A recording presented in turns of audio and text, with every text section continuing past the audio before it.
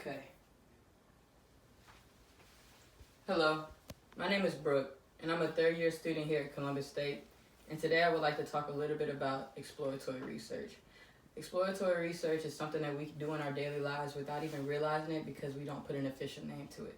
It's a very inexpensive as well as simple way of collecting information on a topic you would like to know more about.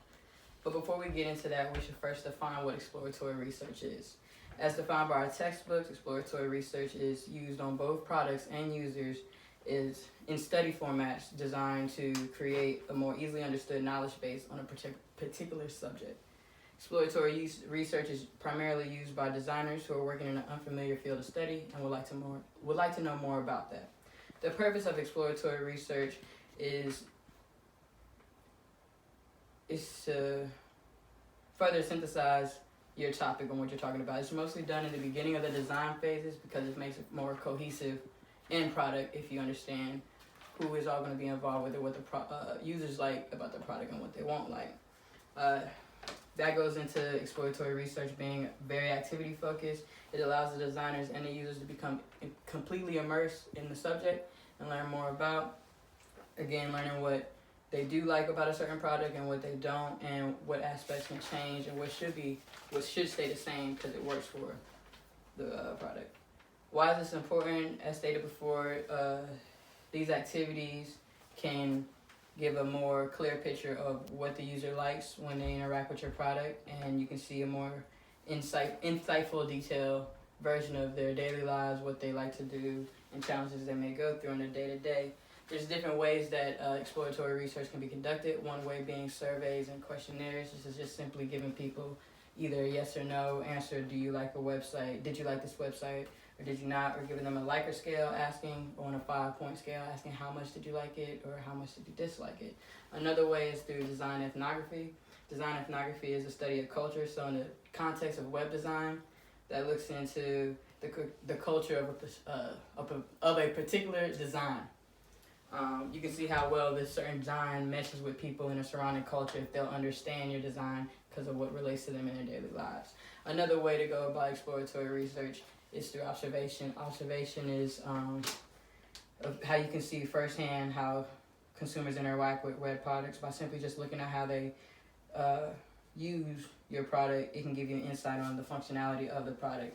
If a user looks frustrated, then you know that some aspects need to change. If they look like they're enjoying it and you see joy in their face, and you know they can say the same. That also goes into participant observation, and this is when you're looking at the participants' mood just themselves and what they do, not what the product does to them, how they interact. So their feelings, thoughts, frustration, stuff like that. Another way to do exploratory research is through experience sampling. Experience sampling is a method of collecting participant information through set reports of behaviors, emotions, natural experiences an individual might go through in their natural lives. And this is personal to everyone, so this can give you a bigger pool of what to pull from when you're trying to design a product, because you know what type of people and specific people in that area will like. This also goes into touchstone tours, and these are kind of guided tours. It's a method for the researchers to immerse themselves in the participant's point of view. So this would be almost like a step-by-step guide on how to go through a certain task on your product and have the designer themselves go through that and see if the user will be able to handle it.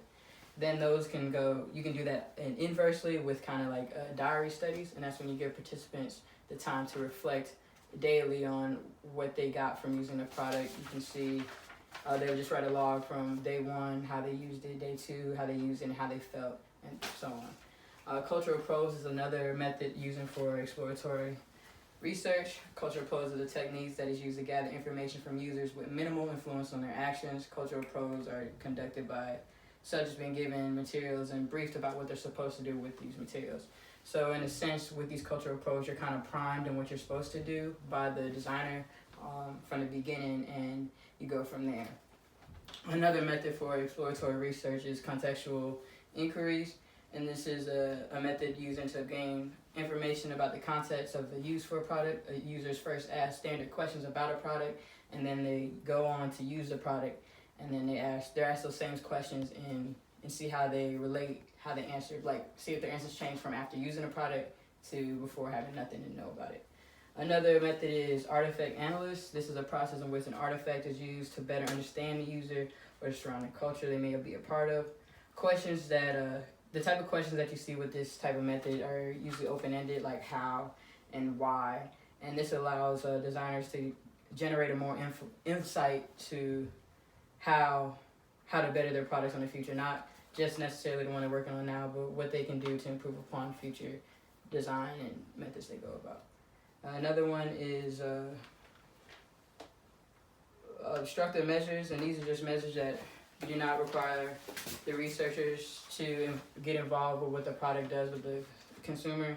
They just they have a strict method, so that could a strict metric, excuse me. So that could be simply just collecting the amount of time they click on a certain aspect of the website and see if that's a hit and stuff like that. Exploratory research is actually, like I said before, it's really common in your own life. You do this when you're kind of talking to friends, and when you ask, for example, like when you ask what somebody's favorite color is, what they like to do, or things that they might enjoy to do, as in like traveling and stuff like that. You're doing that because you're trying to collect a profile on that person and see if they will match it with your life.